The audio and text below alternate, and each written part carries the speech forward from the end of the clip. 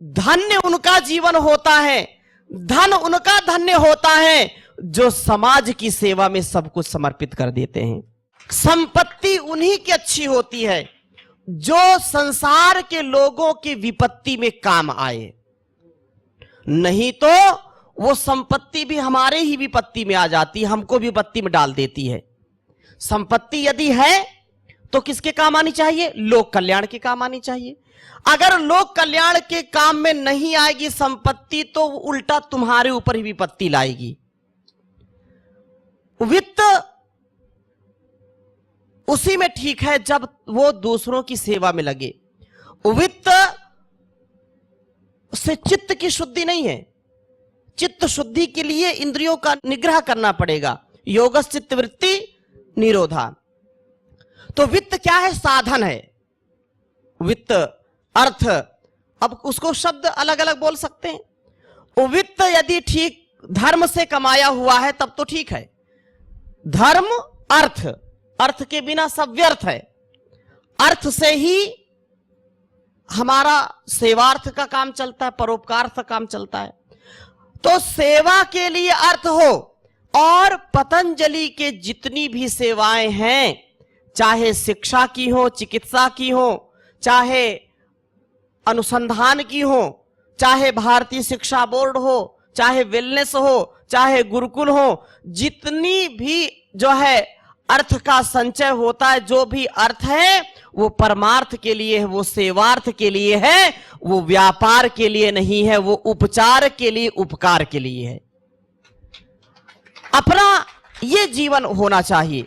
और इस प्रकार से जब हम जीवन जिएंगे तो फिर कुछ भी हो जाए। बहुत सुंदर बात कहते हैं कवि कि उदयति यदि भानु पश्चिमे दिग्विभागे प्रचलति यदि मेहरु शीतताम याति वह्नि विकसति यदि पद्मं पर्वताग्रे शिलायां न भवति पुनरुक्तम भाषितम सज्जनानां।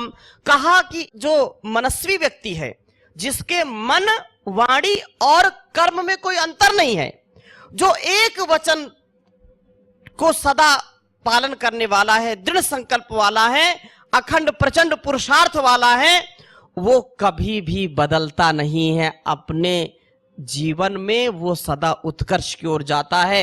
एक बार संकल्प ले लिया तो उदयत यदि भानु पश्चिमे दिग्विभागे। चाहे सूर्य किधर उदय होता है? पूर्व में होता है। कवि कहता है कि जो न्याय के पथ पर चलने वाला व्यक्ति है, जो संकल्प सिद्ध महापुरुष होता है, वो कभी भी अपने पथ से विचलित नहीं होता।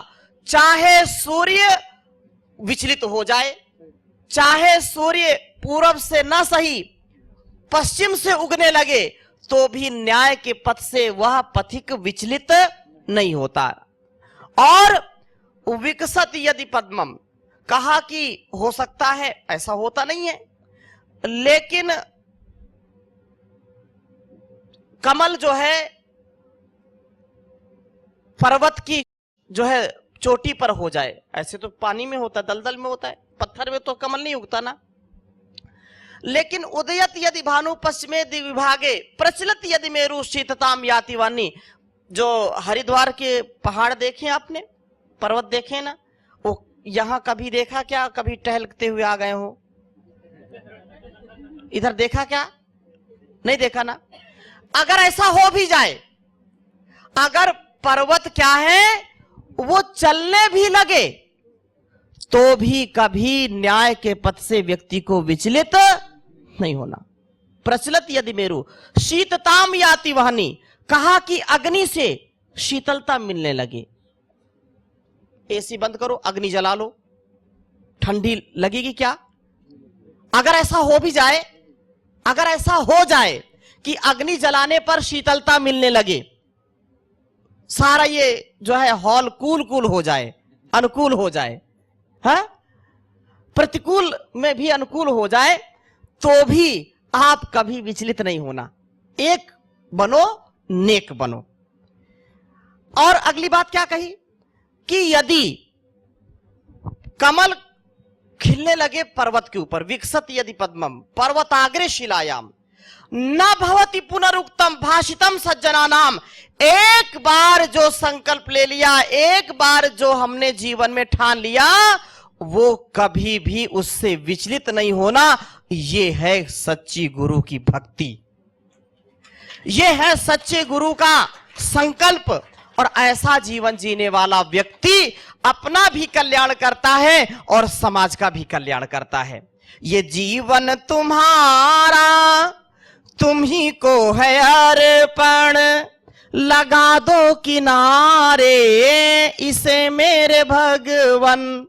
मैं पथ से गिरूं तो मुझे थाम लेना, दया करके सद जान देते ही रहना। जो सच्चा है रास्ता उसे तुम दिखा दो, लगा दो किनारे इसे मेरे भगवन। तुम्हारे भरोसे है ये जीवन की नैया, लगा दो किनारे मेरे खिवैया। कहीं डूब जाए ना इसे तुम बचा लो, लगा दो किनारे इसे मेरे भगवन। ये जीवन तुम्हारा तुम ही को है अर्पण, लगा दो किनारे इसे मेरे भगवन। तो हमारा जीवन किसका दिया हुआ है? बोलिए।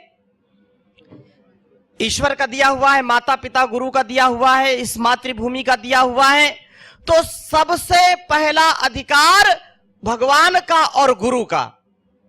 माता पिता तो उसमें है ही है, और अपना जीवन सार्थक हो इसके लिए हमको सजग रहना पड़ेगा, इसके लिए हमको सावधान रहना पड़ेगा। नहीं तो पशु पक्षी में हमारे जीवन में कोई अंतर नहीं है।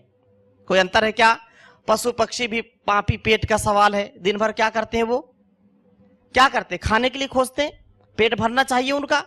और यदि हमारी भी ऐसी परिकल्पना, ऐसा स्वभाव हो गया, तो पशुओं में और पक्षियों में, मनुष्य में क्या अंतर रह जाएगा? हमारा स्वधर्म, हमारा स्वकर्म ही हमारी पहचान है, हमारा कर्तव्य हमारी पहचान है। सभी जीव जंतुओं से हमको ऊपर उठाने का एक ही तत्व है, वो है धर्म, वो है हमारा स्वकर्म। तभी हम मनुष्य महान कहलाते हैं। और उस भगवान का वरदान इंसान के रूप में इस जहान में हमको मिला है। अगर हम अपने इस स्वकर्म का, स्वधर्म का परिपालन नहीं करेंगे तो याद रखना कि फिर पशु से नीचे भी चले जाएंगे। मनुष्य का यह सामर्थ्य है कि वह अपनी शक्तियों का जागरण करे, अपने उत्साह से, अपने उमंग से अगर जीवन को जिए तो वो देवता बन जाता है, वो नर से नारायण बन जाता है। और यदि वो इसका प्रयोग नहीं करेगा तो पशु से भी बदतर हो जाता है, वो कुत्ता, बिल्ली, घोड़ा, गधा से भी नीचे हो जाता है। इसलिए हमको योग के माध्यम से, योग के अनुष्ठान से अपने जीवन को महान बनाना है और जगत को महान बनाना है। गुरु ने हमारा चुनाव किया है, उस ईश्वर ने हमारा चुनाव किया है, इसलिए इसको हम कम ना आके, ये हमारा सौभाग्य है कि गुरु ने हमको इतनी बड़ी शक्ति दी है, इतना बड़ा सामर्थ्य दिया है। अभी हमारे आदरणीय लक्ष्मण भाई भी बोल रहे थे, हमारे आदरणीय शिषपाल जी बोल रहे थे, जो हमको सामर्थ्य मिला है, जो उत्तरदायित्व मिला है, उसको हमको हर हाल में, हर काल में करना ही करना है और यशस्विता के साथ करना है।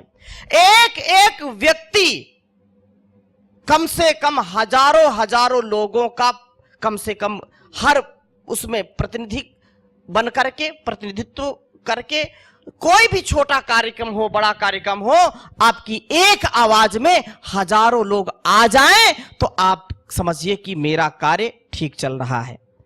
कहीं ना कहीं शिथिलता है तो उसको हम दूर करके उत्साह पूर्वक अपने कार्य को यशस्वी बनाएं, क्योंकि ये बार बार नहीं मिलता है अवसर। ये ईश्वर ने जो दिया अवसर ना, ये बार बार नहीं मिलता है। सेवा का, समर्पण का, श्रद्धा का और जो साधना का अवसर है, जो सम्मान और स्वाध्याय का अवसर है, ये मनुष्य के जीवन में मिलता है और सब में मिलने वाला नहीं है। इसलिए इसको अच्छा बनाइए। और मैंने निवेदन किया है कि हमारा ये सौभाग्य है कि हमको ऐसे गुरु मिले हैं। और आप देखते हैं वर्षों वर्षों से जो तप रहे हैं, जो सबको तप सिखा रहे हैं कि कैसी भी परिस्थिति हो लेकिन मन स्थिति कभी गड़बड़ नहीं होनी चाहिए। हजारों जिम्मेदारियां हैं स्वामी जी महाराज के ऊपर, लेकिन कुछ भी हुआ हो वो कभी योग को छोड़े नहीं उन्होंने। योग करते और कराते, सबको जो है हंसाते हैं, खुद हंसते हैं, आनंद में रहते हैं। तो हमको छोटी छोटी बातों में निराश नहीं होना, उदास नहीं होना। और गुरु हमारे जब करोड़ों लोगों को जो है संभाल करके रखते हैं, करोड़ों लोगों के अंदर जब उत्साह भरते हैं, तो क्या हम 100 और 1000 लोगों में नहीं भर सकते? क्या बोलिए ना, भर सकते हैं ना। और आप सब भाई बहन जितने यहां पर बैठे हैं, आपको इतना सामर्थ्य गुरु ने दे रखा है। आपने कम से कम कोई दशक हो गया, किसी को 2 दशक हो गया, तो वो आपको ऊर्जा मिली हुई है। अब उसको और प्रज्वलित करना है, उसको और प्रखर करना है, उसको और जो है उज्ज्वलता के साथ, प्रखरता के साथ आगे बढ़ाना है, तब जाकर के कार्य होगा। और क्योंकि संसार की चीजें चलती रहती हैं, यह समय जो भारतीय चिकित्सा, भारतीय शिक्षा और संस्कारों का, सनातन परंपरा का है, इस अवसर में हमको चूकना नहीं है। आने वाली हमारी पीढ़ियां, आने वाली संतानें यह जरूर देखेंगे कि हमारे माता पिता भी, हमारे बड़े भी जब स्वामी जी महाराज युग परिवर्तन में लगे थे, तो हमारे घर के लोग, हमारे परिवार के लोग भी स्वामी जी महाराज के साथ उसमें सम्मिलित थे। उन्होंने योग का, अध्यात्म का प्रचार प्रसार किया, उसको जिया, और पूरे गुजरात में, पूरे इस भारत में उनका नाम आया। आज मैं जो यहां बात बोल रहा हूं, तो भाई लक्ष्मण जी का नाम लेते हैं गुरुदेव, या बहन सारिका जी का, बहन हमारे भाई जो है शीशपाल जी का, भाई राजेश जी का, या किसी का भी नाम लेते हैं, तो केवल ये गुजरात की नहीं, ये पूरे भारतवर्ष में जाने जाते हैं लक्ष्मण भाई। पूरे भारतवर्ष के लोग जानते हैं लक्ष्मण भाई गुरवानी को, पूरे भारत के लोग जानते हैं भाई शीशपाल को, पूरे भारत की बहनें जानती हैं बहन सारिका जी को। तो ये जो है हमारा जीवन और ये जगत बहुत ही उत्साह, उमंग और धैर्य के साथ, शौर्य के साथ जीवन और जगत का कल्याण करना है। किसी भी प्रकार से हमारा अहित ना हो, अकल्याण ना हो। बार बार मन बिगड़ेगा, मेरी बात ध्यान में समझिए, बार बार मन क्या है? बिगड़ेगा। मन क्योंकि उल्लू का पट्टा है। मन क्या है? उल्लू का पट्टा है। कठोपनिषद में कहा कि परांचिखानी वितरित स्वयंभू तस्मात् परांग पश्यति अंतरात्मन कश्चित धीरा प्रत्येक आत्मानम ऐच्छत। कोई कोई धीर वीर गंभीर व्यक्ति ही इस आत्म चेतना को, आत्म प्रेरणा को समझता है, जानता है। नहीं तो संसार में ये इंद्रियां जो है ना बाहर की ओर आकर्षित होती हैं। ये आंखें भी बाहर देखती हैं, अंदर देखती हैं क्या? ये कान भी बाहर का सुनते हैं, अंदर का सुनते हैं क्या? ये नासिका बाहर का सूंघती है, अंदर का सूंघती है क्या? ये रसना भी बाहर का ही खाती, बाहर का ही बोलती है, अंदर का कुछ नहीं कहती। जो व्यक्ति योग की गंगा में स्नान करता है, जो ध्यान करता है, वो अंदर भी देखता है और बाहर भी देखता है। वो अंदर भी सुनता है, बाहर भी सुनता है। वो सच्चा योगी बन जाता है। इसलिए अपनी इंद्रियों पर, अपने मन पर नियंत्रण करके लोक कल्याण के लिए इस कार्य को करना ही करना है। इसमें कोई समझौता नहीं करना है। बहुत विषम परिस्थितियां आए तो भी। योगी का परिवार कैसा होता है?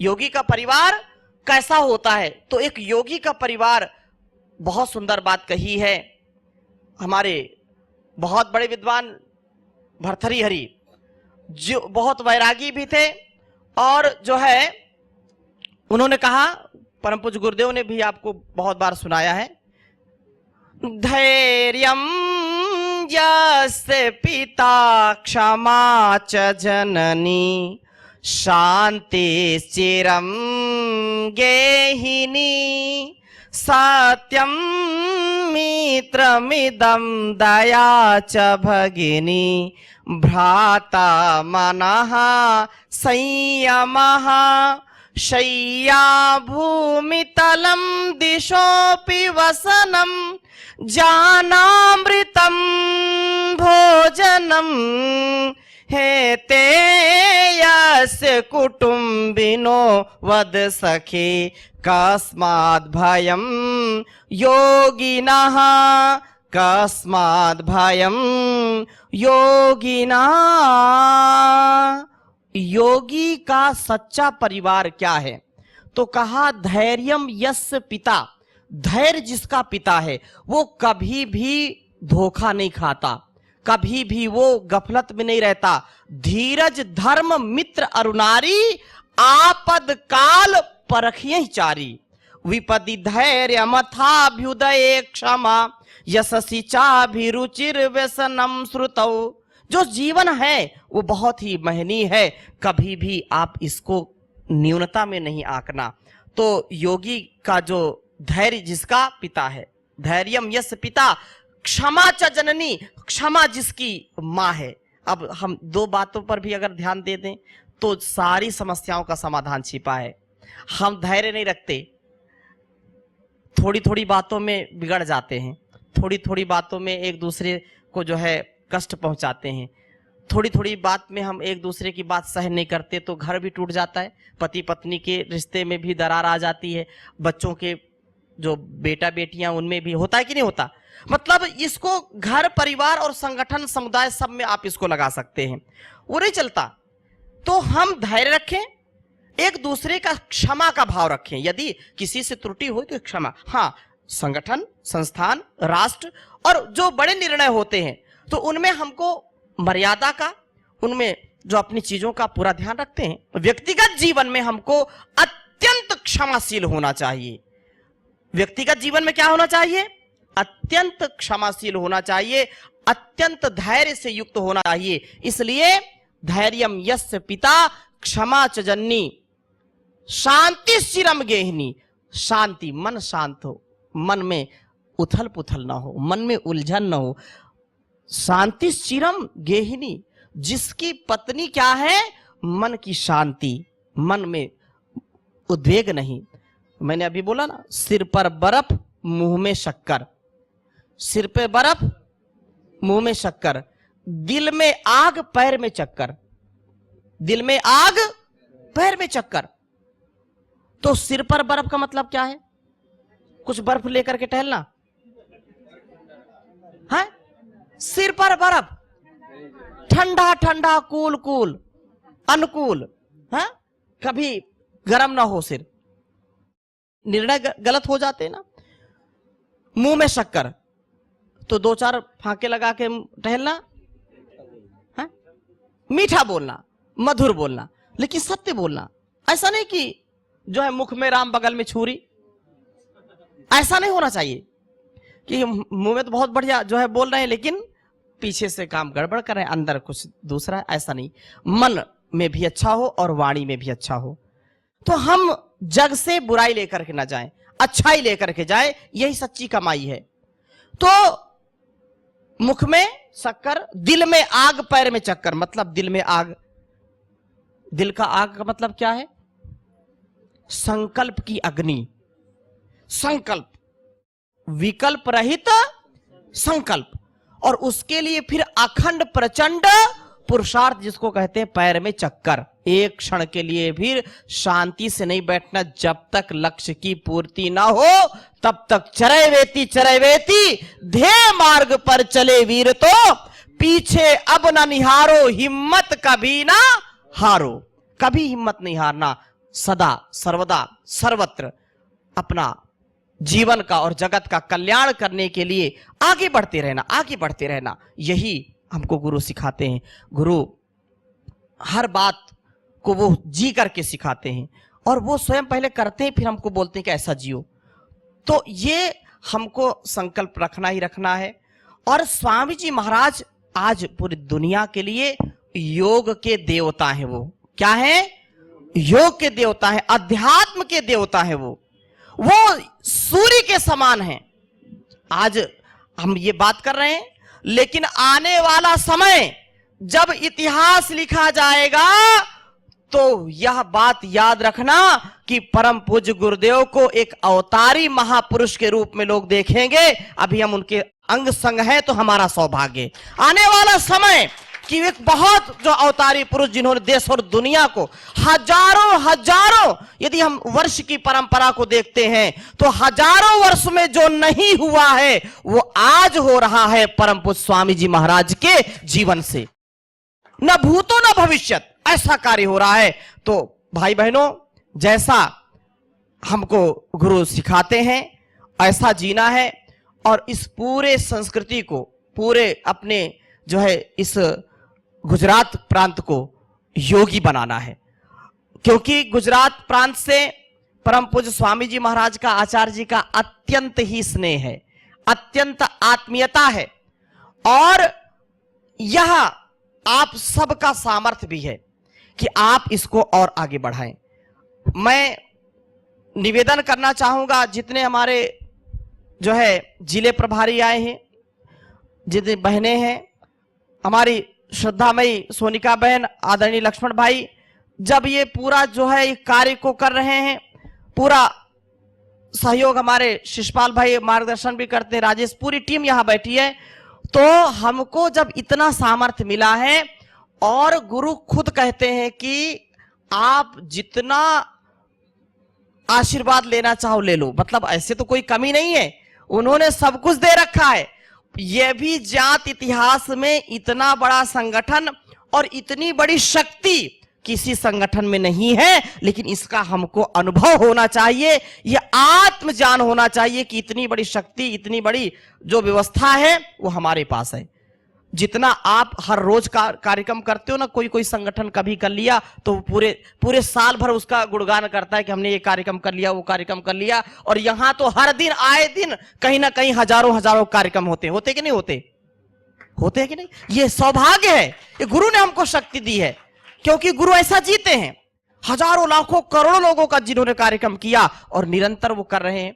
तो हमको ऐसी जो है प्रेरणा से जो है युक्त होकर के और अच्छी आत्माओं को जोड़िए, टीम वर्क करिए, अच्छे लोगों को लाइए, जो रिटायर्ड हो गए हैं उनको भी जोड़िए, और हर जिले में, हर तालुका, हर वार्ड में कम से कम हजारों लोगों की संख्या हो। तो इसका नियोजन करना पड़ेगा। अब मैंने बोल दिया, आपने सुन लिया, बस चले गए, ऐसा नहीं, ये इसको करना पड़ेगा, इसको टारगेट के साथ करना पड़ेगा। हम ये नहीं कहते कि आप जो है आप महीने भर निकलो, कम से कम कुछ दिन तो निकलिए, और निकल करके एक टारगेट, सोने से पहले मैं निवेदन करूंगा सबसे, सोने से पहले एक बार आत्मनिरीक्षण जरूर करिए। 3 से 5 मिनट 10 मिनट का ध्यान तो करना ही है, ध्यान साधना करनी है, लेकिन आत्मनिरीक्षण करना है कि आज जो मुझको घर परिवार का उत्तरदायित्व उसका भी निर्वहन करना आपको, लेकिन संगठन की जिम्मेदारी आपको मिली है, तो सोने से पहले जरूर एक बार इसका आत्मचिंतन करना कि आज मैंने कितनी सेवा की संगठन की। आपको प्रेरणा मिलेगी कि आज इतना किया तो कल और आगे बढ़ना है, नहीं किया तो नहीं, कल से करना है, गड़बड़ी नहीं करनी, आपको स्वयं प्रेरणा आएगी। यह आत्मनिरीक्षण बहुत बड़ी आपको शक्ति देगा, आपको उत्साह देगा, आपको उमंग देगा। और याद रखना, एक दिन में यदि आप 5-10 लोगों को भी रोज जोड़ते हैं तो महीने में, 6 महीने में कितनी बड़ी संख्या हो जाएगी, हजारों की संख्या में आप लोगों को जोड़ पाएंगे, और वो शक्ति आपकी शक्ति होगी। देखिए, सारी चीजें मुख्यालय से होंगी, सारे निर्देश, सारे कार्यक्रम, ये तो जो वहां से आने हैं आते ही हैं, लेकिन आपको अपने क्षेत्र में, अपने जिले में, अपने तहसील में, अपने संगठन को इतना अच्छा बनाना है कि वो हमारा परिवार है। वो हमारा क्या है? परिवार है। हमारे सुख में, दुख में, लाभ में, हानि में, जय में, पराजय में सदा हमारे साथ वो खड़ा है। हर व्यक्ति, हर सदस्य, हर कार्यकर्ता आपके हृदय में होना चाहिए, आप उनके हृदय में होने चाहिए, तब जाकर के संगठन चलता है। ऐसा नहीं कि बस एक दो दिन कार्यक्रम होगा ऐसा नहीं, आप इसको उत्सव बनाइए, उत्सव बनाइए, कार्यक्रम को उत्सव बनाइए। और कार्यक्रम कम से कम एक वर्ष में एक जिले तहसील में एक बड़ा कार्यक्रम ऐसा हो जहां पर एक एक छोटा सा कार्यकर्ता भी और प्रदेश का, जिले का सब और सम्मानित सदस्य भी उसमें इकट्ठे हो। हजारों हजारों कार्यक्रम करेंगे तब जाकर के संगठन अच्छा सा बढ़ेगा। और योग कक्षाएं तो चलानी है, लेकिन आपको जैसे परम पूज्य गुरुदेव ने निर्देश दिया है कि अब क्योंकि बहुत दिन हो गए कोरोना को गए, अब कोरोना तो है नहीं, हमको सबको घर से निकलना है और हर दिन कम से कम 5 से 10 लोगों से, घरों से मिलना है, बात करनी है, चर्चा करनी है, सुख दुख पूछना है। योग, आयुर्वेद, स्वदेशी और अपनी संस्कृति, सनातन पुरातन परंपरा को, वैदिक परंपरा को, अपनी शिक्षा और संस्कारों को हमको आगे बढ़ाना है, तो ये काम करना पड़ेगा। तो इसके लिए तैयार है कि नहीं आप? तो ये संकल्प आपको लेना है कि हमको नित्य प्रति योग करना और कराना, वो तो चल ही रहा है। हर घर में कम से कम 10 से 20 लोगों से संपर्क करना है, फोन करना है, बात करनी है, घर जाना है और उनको जोड़ना है। आज आपके जिले की जो अपनी समिति की, अपने जो पतंजलि परिवार है, कितनी संख्या, उसका आकलन करना है और एक 3 महीने का, 2 महीने का, 6 महीने का टारगेट बनाना है कि आज हमारा परिवार 500 लोगों का है, तो आने वाले 2 महीने में इसको 1000 और 2000 करना है, 6 महीने में कम से कम 6000 करना है। ये केवल एक व्यक्ति से नहीं होगा, टीम वर्क से होगा। तो उस 100 लोगों का कम से कम एक एक प्रभारी को 200 लोगों का अगर बनाएंगे तो ये बहुत बड़ी शक्ति हो जाएगी। और इससे हमारी सनातन परंपरा, हमारे संस्कार, हमारे विचार जो उत्तम होंगे, उससे बहुत बड़ी शक्ति सबको मिलेगी। तो मैं पूर्ण रूप से आश्वस्त हूं कि आप इस कार्य में लगेंगे, टीम वर्क करेंगे, अच्छे कार्यकर्ता ढूंढेंगे और आत्मोन्नति, राष्ट्रोन्नति, विश्व उन्नति के इस महान अभियान में आपका महनीय योगदान होगा। ये महान यज्ञ है, इसमें अपनी अपनी आहुति हम दे रहे हैं और ये सच्ची कमाई है और कुछ भी साथ में जाने वाला नहीं। मैंने बोला है ना, ऐसी कमाई कर लो जो संग जा सके, मुश्किल पड़े तो राह में कुछ काम आ सके, मुश्किल पड़े तो राह में कुछ काम आ सके।